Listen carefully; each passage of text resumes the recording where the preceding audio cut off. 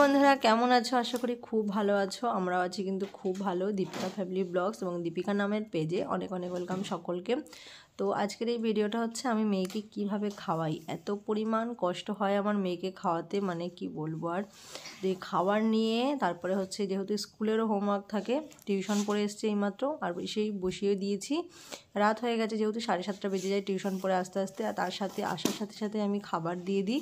খাবার খাওয়াতে খাওয়াতে যে স্কুলের হোমওয়ার্কগুলো থাকে সেইগুলো আমি করাই, যেহেতু দিনের বেলা টাইম পায় না। স্কুল দিয়ে এসে একটু রেস্ট করে, খাওয়া দাওয়া করে ঘুমোয়, বিকেলে পড়তে যায়।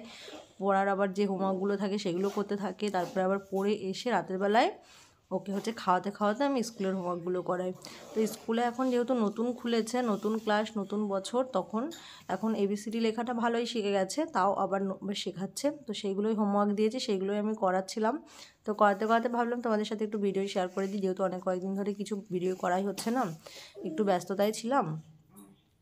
আর এই যে মেয়েকে লেখাচ্ছি, আর মেয়ে কিন্তু লেখাটা কিন্তু বেশ ভালোই শিখে গেছে। আর এদের স্কুলে কিন্তু কার্সিভ হ্যান্ডরাইটিংয়ে লেখানো হয় এবিসিডি। তো সেইভাবে লেখাচ্ছে। ছোট হাতের, বড় হাতের এবিসিডিটাকে এতটা দেওয়া হয় না, না দেওয়া হলেও কিন্তু ছোট হাতের এবিসিডিটার উপরে বেশ কার্সিভ হ্যান্ডরাইটিংয়ে বেশ জোর দেওয়া হয়।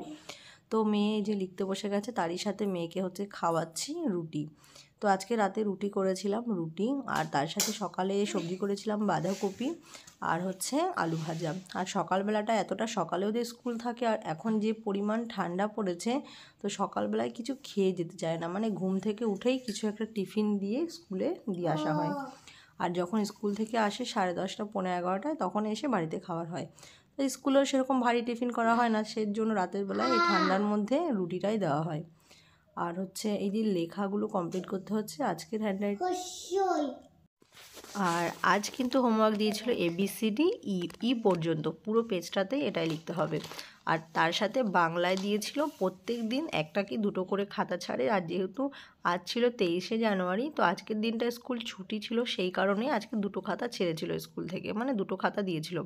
আর এই যে ছেলে আমার মেয়ের খাতাগুলো গুছিয়ে দেয়, যেহেতু আমি ওকে খাওয়াচ্ছি। ও টিউশনের যে খাতাগুলো আছে বাড়ির, সেইগুলো বের করে নিচ্ছি ব্যাগ থেকে। আর স্কুলের বই যেহেতু রুটিন দিয়ে দিয়েছে, মেয়ের রুটিন হিসেবেই মেয়ের ব্যাগে ঢোকাতে হয়। আর মেয়েকে খাওয়াতে আমার অনেকটা বেশি সময় লাগে। সব সময় খাওয়া দাওয়ার আমি এরকম ভিডিও শেয়ার করি না, কিন্তু আজকে ভাবলাম যে মেয়েকে আমি কীভাবে খাওয়াই পড়াতে পড়াতে, সেটা তোমাদের শেয়ার করি। তো আশা করি তোমাদের ভালো লাগবে। আর মেয়ে কিন্তু আমার যে বলবো না যে একদম যে খুব শান্ত তা না, আর একদম যে দুষ্টু তাও না, মানে মাঝামাঝি আছে। একদিকে ভালো খেয়ে নেয় চুপচাপ করে, কিন্তু অনেকটা সময় আর ধৈর্য দরকার হয় ওকে খাওয়াতে গেলে আমাকে, সে যখনই হোক না কেন। তো খেতে বসে ওই উঠে পড়ে, লাফায়। আর একমাত্র রাতেরবেলাটা যদি ওকে পড়াতে পড়াতে খাইয়ে দিই, মানে তাহলে হচ্ছে চুপচাপ করে নেয়, মানে পড়া তো হয়ে যায় টিউশনে, কিন্তু এসে আর টিউশন কিন্তু এবছরই দিয়েছি ওকে। গত বছর স্কুলে খালি ভর্তি হয়েছিল নর্মাল, খালি স্কুলে গিয়েছে এসছে 2.5 বছর বয়স থেকে।